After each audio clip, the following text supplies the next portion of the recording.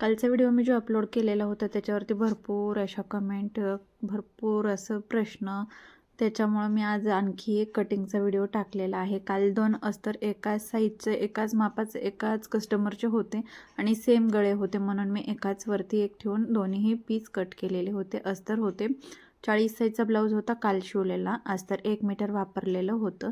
आता हे आहे 38 साईजचा ब्लाऊज, एकाच साईजचे आहेत, एकाच कस्टमरचे आहेत आणि सेम आहेत, सिंपल गळे आहेत, म्हणून तीनही पीस मी एकावरती एक ठेवून कट करत आहे.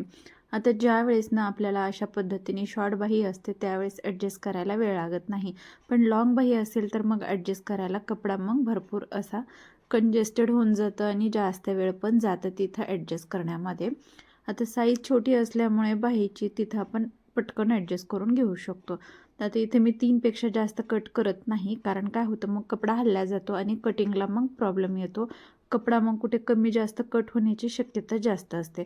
त्यामुळे 3 पेक्षा अधिक ब्लाऊज पीस इथे कट करायचे नाही आहेत. 3 करू शकता आरामात, तरी तुम्हाला प्रॅक्टिस असेल तर.